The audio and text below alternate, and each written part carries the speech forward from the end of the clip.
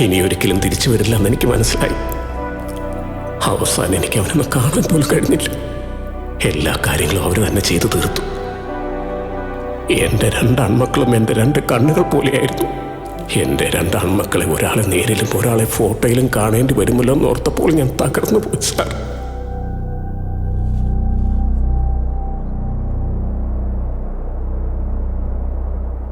രവി കൊടുത്ത കംപ്ലൈന്റ് വെച്ചാണ് എന്താ നടന്നതെന്ന് മനസ്സിലായത്.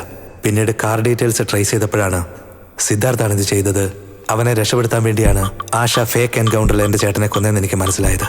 ആ സത്യം പുറത്തു കൊണ്ടുവരാൻ വേണ്ടി ഞാൻ പല മീഡിയയായിട്ട് കോൺടാക്ട് ചെയ്തെങ്കിലും ഒന്നും നടന്നില്ല. മോനെ, ഇത് ഇന്ത്യ മുഴുവൻ എസ്റ്റാബ്ലിഷ്ഡ് ആയ കേസാ. നീ പറയുന്ന ഒരുപക്ഷെ സത്യമായിരുന്നാലും ഞങ്ങളെ കൊണ്ടൊന്നും ചെയ്യാൻ പറ്റില്ല. ഇതെല്ലാം കളഞ്ഞിട്ട് വേറെ വല്ല പണിക്ക് പോകുന്നു. ഒരു സൈഡ് സ്റ്റേറ്റ് DGP ആയ ആശ, മറുവശത്ത് സെൻട്രൽ ഗവൺമെന്റ് പോക്കറ്റ് വെച്ചിരിക്കുന്ന സിദ്ധാർത്ഥിന്റെ അച്ഛൻ. ഇവരോട് പോരാടുന്ന അത്ര എളുപ്പമുള്ള കാര്യമല്ലായിരുന്നു. ജനങ്ങൾ ഇതിനെക്കുറിച്ച് സംസാരിക്കണമെങ്കിൽ ഇത് സെൻസേഷൻ ആക്കിയെങ്കിൽ മാത്രമേ പുറത്തേക്ക് കൊണ്ടുപോകാൻ പറ്റുള്ളൂ എന്ന് എനിക്ക് മനസ്സിലായി. അതിനുവേണ്ടിയാണ് ഞാൻ എന്റെ ഫ്രണ്ട്സിന്റെ കൂടെ ചേർന്ന് 6 മാസം ഗ്രൗണ്ട് വർക്ക് ചെയ്ത് പ്ലാൻ ചെയ്തത്. സിദ്ധാർത്ഥിനെ ഫോളോ ചെയ്തപ്പോൾ അവനുണ്ടായിരുന്ന ഒരേ ഒരു വീക്ക്നെസ് മയക്കുമരുന്നാണെന്ന് എനിക്ക് മനസ്സിലായി. അവനോടൊപ്പം ഉണ്ടായിരുന്ന 3 പേരും റേപ്പ് എൻകൗണ്ടറിൽ കൊല്ലപ്പെട്ടതുകൊണ്ട് അവനിപ്പോ എവിടെ പോയാലും തനിച്ചാണ് പോകാറുള്ളത്.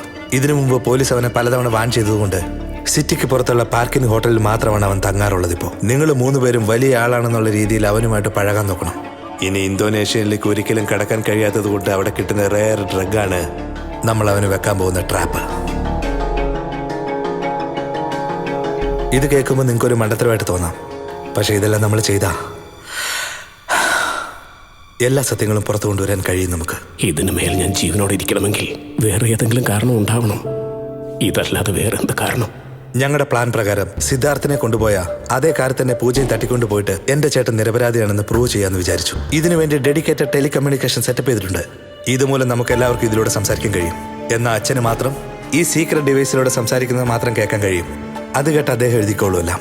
ഇനി അത് മാത്രമല്ലാതെ DGPയുടെ വീട്, റൈറ്ററുടെ വീട്, പിന്നെ പൂജയെ തട്ടിക്കൊണ്ടുപോകുന്ന എല്ലായിടത്തിലും പിൻ ഹോൾ ക്യാമറ സെറ്റപ്പ് ചെയ്യുന്നു. നമ്മൾ എവിടെ എന്ത് നടന്നാലും കൺട്രോൾ റൂമിൽ നിന്ന് എല്ലാം മോണിറ്റർ ചെയ്തുകൊണ്ട് നമുക്ക് അപ്ഡേറ്റ്സ് വന്നുകൊണ്ടേയിരിക്കും. ഈ കേസ് DGP ഹാൻഡിൽ ചെയ്താലും ഇനി അതല്ല വേറെ ആര് ഹാൻഡിൽ ചെയ്താലും അവരുടെ ഓരോ മൂമെന്റ്സും നമുക്ക് അപ്ഡേറ്റ് ആയിക്കൊണ്ടേയിരിക്കും. എൻ്റെ ഫ്രണ്ട്സ് സിദ്ധാർത്ഥുമായിട്ട് കൂടുതൽ അടുത്തിട്ട് അവൻ്റെ വീക്കെൻഡ്സ് ആയ മയക്കുമരുന്ന് കൊടുത്ത് അവനെ പൊക്കി അവിടുന്നു. എൻ്റെ ഫ്രണ്ട് മൂലം പൂജയുടെ കൂടെ വർക്ക് ചെയ്യുന്ന കിഷോറിന്റെ എല്ലാ ഡീറ്റെയിൽസും കിട്ടി എനിക്ക്. കിഷോർ ഹോസ്റ്റ് ചെയ്ത പാർട്ടിക്ക് പൂജയും എത്തി. അവളോട് മനഃപൂർവ്വം അവിടെ ഒരു ഇഷ്യൂ ഉണ്ടാക്കിയിട്ട് എല്ലാവരുടെയും ശ്രദ്ധ എന്നിലേക്ക്.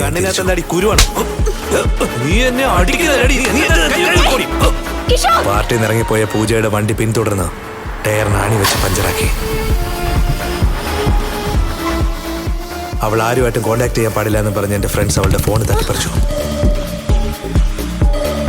ഞങ്ങൾ പ്രതീക്ഷിച്ച പോലെ തന്നെ അവൾ എന്ത് ചെയ്യണമെന്ന് അറിയാതെ ഷോക്കായി നിന്നപ്പോൾ എൻ്റെ ഫ്രണ്ട്സ് അവളെ സഹായിക്കാൻ ചെല്ലുന്ന പോലെ ചെന്ന് എന്തൊക്കെയോ അവളോട് സംസാരിച്ചുകൊണ്ടിരുന്നു.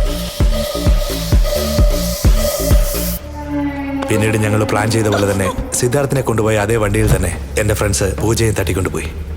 അന്ന് പാതിരാത്രി തന്നെ എൻ്റെ അച്ഛനെ കൊണ്ട് ഞാൻ പോലീസ് സ്റ്റേഷനിൽ കംപ്ലൈന്റ് കൊടുപ്പിച്ചു. ഒരു കംപ്ലൈന്റ് തരാമെന്നത് പൂജയെ രക്ഷപ്പെടാൻ വിടുന്ന പോലെ വിട്ടിട്ട് അവൾ കൺട്രോൾ റൂമിലേക്ക് വിളിച്ച കോള് വോയിസ് മോഡുലേറ്റർ യൂസ് ചെയ്ത് എൻ്റെ അച്ഛന് ഞാൻ ഡീറ്റെയിൽസ് ഷെയർ ചെയ്തു.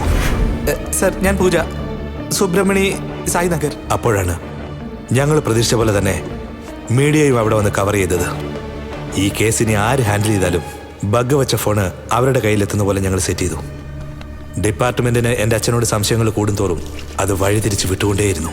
അയാളുടെ ചെവി ചെക്ക് ചെയ്യായിരുന്നു. എന്താ സാർ, ചെവിയോ? എന്റെ ചെവി ചെക്ക് ചെയ്യണോ? നിങ്ങൾ പോലീസോ അത് ഈന്റെ ഡോക്ടറോ? നിങ്ങൾക്ക് അച്ഛനോട് സംശയം കൂടിയപ്പോ എന്റെ ചേട്ടന്റെ ഇൻസിഡന്റ് റീക്രിയേറ്റ് ചെയ്ത് നിങ്ങളെയും ഡൈവേർട്ട് ചെയ്തു. ഇതെന്റെ ചേട്ടന് വേണ്ടി മാത്രം ചെയ്തതല്ല. ആ പെൺകുട്ടിക്ക് ആരാണ് നീതി വാങ്ങിച്ചു കൊടുക്കേണ്ടത്? വേദനിക്കുന്നു എന്ന് പറഞ്ഞ് നിലവിളിച്ച് കരഞ്ഞിട്ടുണ്ടാവില്ലേ അവള്? ആരെങ്കിലും എന്നെ ഇപ്പൊ വന്ന് രക്ഷിക്കുമെന്നോർത്ത് അവൾ ആഗ്രഹിച്ചിട്ടുണ്ടാവില്ലേ?